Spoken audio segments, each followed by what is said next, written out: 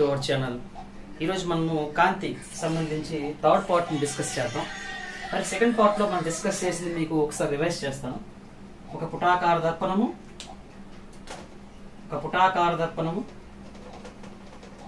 ఈ పుటాకార దర్పణం యొక్క కేంద్రాన్ని ఏమంటామని చెప్పుకున్నాం మనము? పోల్, దర్పణ ధ్రువము అని అంటాము. అదే విధముగా ఈ పుటాకార దర్పణం యొక్క కేంద్రాన్ని వక్రతా కేంద్రము సి అంటాం, సెంటర్ ఆఫ్ కర్వేచర్. మరి ఈ రెండింటినీ కలుపుతూ గీసినటువంటి ఈ రేఖని ఏమంటాం మనము? ప్రిన్సిపల్ యాక్సెస్, ప్రధానాక్షము అని అంటాం. అదే విధంగా పీసీకి మిడిల్ లో ఎగ్జాక్ట్ గా రిఫ్లెక్టెడ్ రేస్ అన్ని కలుస్తాయని చెప్పుకున్నాం. ఆ పాయింట్ ని మనము ఫోకల్ పాయింట్, నాభి అని అంటాము. దీన్ని మనం ఎఫ్ తో సూచిస్తాం. అదే విధంగా ఈ పి నుంచి సి డిస్టెన్స్ ఏమన్నామంటే మనం రేడియస్ ఆఫ్ కర్వేచర్, వక్రతా వ్యాసార్థము అని చెప్పడం జరిగింది. ఆర్ తో సూచిస్తాం. అలాగే ఈ పోల్ కి ఫోకస్ కి, దర్పణ ధ్రువానికి నాభికి మధ్య గల దూరాన్ని నాభ్యాంతరము అంటాము, ఎఫ్ తో సూచిస్తాం. మరి అది మిడిల్ లో ఉంటుంది కాబట్టి ఎగ్జాక్ట్ గా ఇది కూడా ఏమవుతుందండి అంటే ఎఫ్ అవుతుంది. ఇప్పుడు ఆర్ ఇజ్ ఈక్వల్ టు ఏమవుతుంది చెప్పుకున్నాము? 2F అని చెప్పడం జరిగింది. ఇదండి పుటాకార దర్పణానికి సంబంధించినటువంటి కాన్సెప్ట్. సో ఇటువంటి పుటాకార దర్పణంలో మనము కిరణ చిత్రాలు ఏ విధంగా గీస్తామో ఇక్కడ నుంచి మనకి క్వశ్చన్స్ ఎలా వస్తాయి. మోస్ట్ ప్రాబబ్లీ వాడు ఇక్కడ నుంచి మీకు అడిగే ఛాన్సెస్ చాలా ఎక్కువ ఉంటాయండి. దీనిలో మొత్తం మనకి 5 కేసెస్ అనే ఉండడం జరుగుతుంది. సో మనం ఇప్పుడు కేస్ 1 చూద్దామండి. కేస్ 1 సార్, కేస్ 1 లో ఏంటి సార్? అసలు కేస్ 1 లో సికు అవతల అంటే ఏంటి? ఇక్కడ ఇంగ్లీష్ లో బియాండ్ సి అని అంటాం మనం.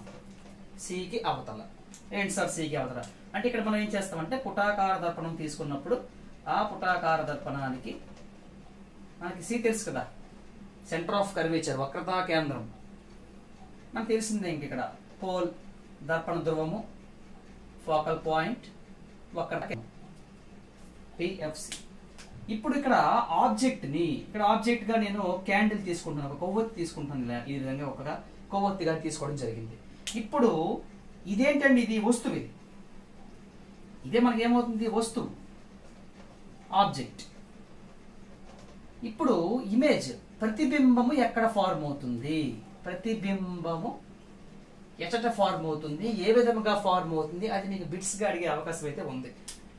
చూద్దాం ఎలా వస్తుందో మనకి. ఇక్కడ ఇటు నుంచి ఇలా ఒక రే వచ్చింది అనుకుందాం. ఈ విధంగా స్ట్రైట్ గా parallel to PC, principal axis, ప్రధాన అక్షానికి సమాంతరంగా ఒక రే వచ్చింది అనుకుందాం. అది రిఫ్లెక్ట్ అయ్యాక ఏమవుతుంది? ఇలాగ పరావర్తనం చెంది ఎఫ్ గుండా ఇలా పోతుందండి.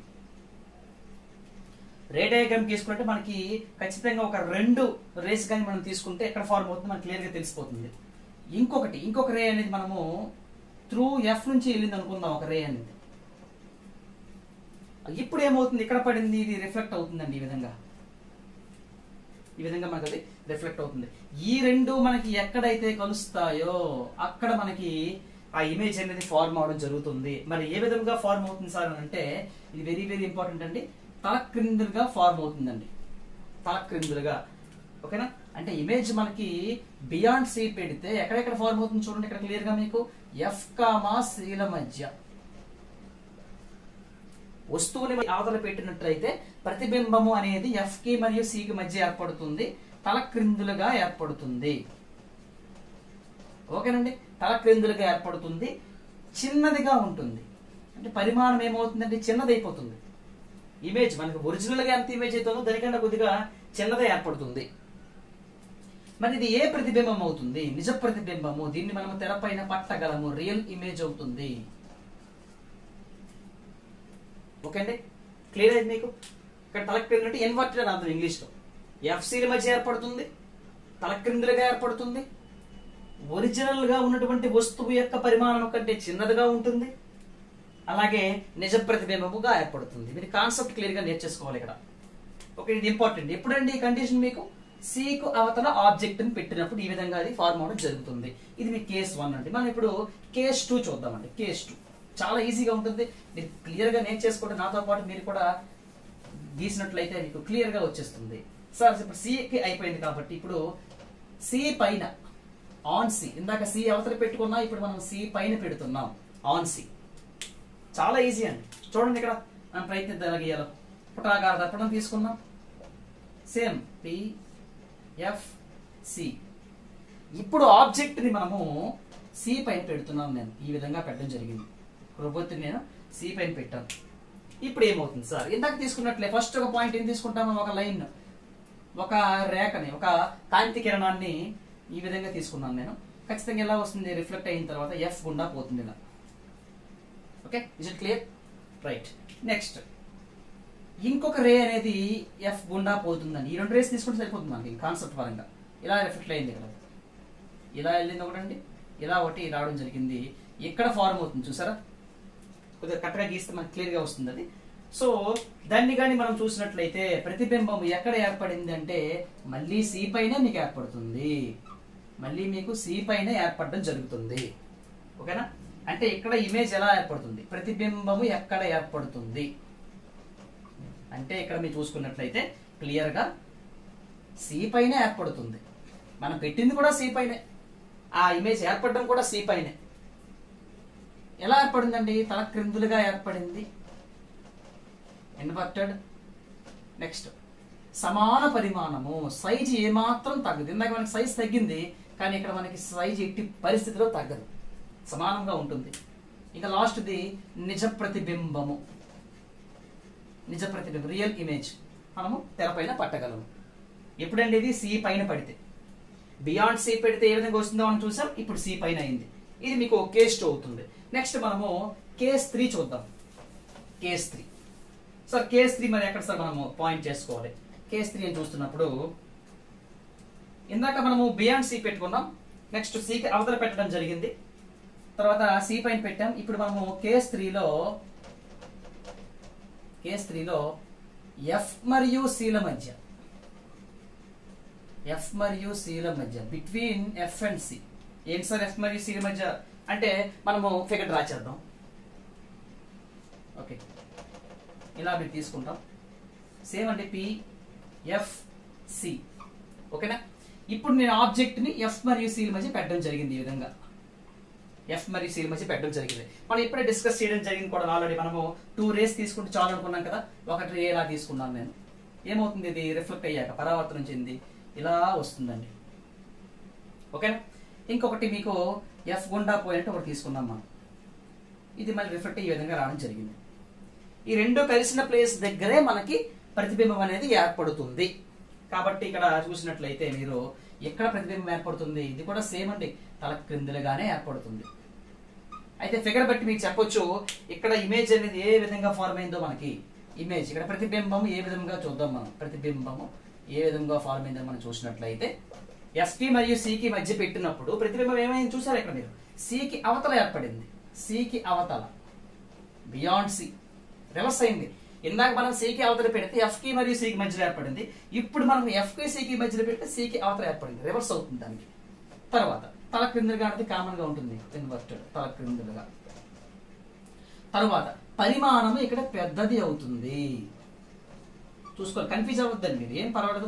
మీరు ఒకసారి కానీ మీరు ఓన్ గా మీరు ట్రై చేసి గీసుకున్నట్లయితే మీరు ఈజీగా దీన్ని మీరు కాన్సెప్ట్ అర్థం చేసేసుకోవచ్చు. సమ్స్ కూడా ఈజీగా చేయగలరు. తర్వాత ఇంకేం మిగిలింది మనకి, ఖచ్చితంగా నిజ ప్రతిబింబం అవుతుంది, రియల్ ఇమేజ్ గా చెప్పవచ్చు మనం. ఓకేనండి? ఎఫ్ మరియు సి మధ్య అయితే ఈ విధంగా మనకు ఫార్మ్ అయింది. నెక్స్ట్ సార్ మనము కేస్ 4 చూద్దాం. మొత్తం 5 కేసులు ఉంటాయండి. నెక్స్ట్ మనము కేస్ 4 గాని చూసినట్లయితే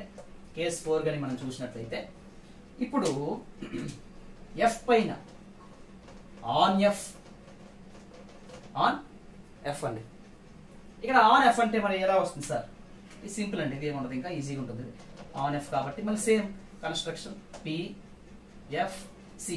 ఇప్పుడు ఆబ్జెక్ట్ నేను ఎఫ్ పైన పెట్టినప్పుడు ఏమవుతుంది సార్ అని అంటే వెరీ ఈజీ అండి. ఒక ఎఫ్ పైన పెట్టినప్పుడు మాత్రం మీకు ఇమేజ్ ఇన్ఫినిట్ డిస్టెన్స్, ఇమేజ్ అనంత దూరంలో ఏర్పడుతుంది. ఇమేజ్ మీకు ఇలా అనంత దూరంలో ఏర్పడుతుంది. మళ్ళీ ఎఫ్ గుండా వెళ్ళే ఛాన్స్ మనకు లేదు కదా. అదే పి గుండా వెళ్ళింది అనుకోండి, ఇలా వెళ్ళిపోతుంది. ఎందుకు, ఎఫ్ పైన ఉంది కానీ మళ్ళీ మనకి రెండవ రేఖను మనం ఎఫ్ గుండా తీసుకోలేము కాబట్టి మనకి ఇలా కూడా తీసుకోవచ్చు, మీకు ఇలా కూడా వెళ్తుంది.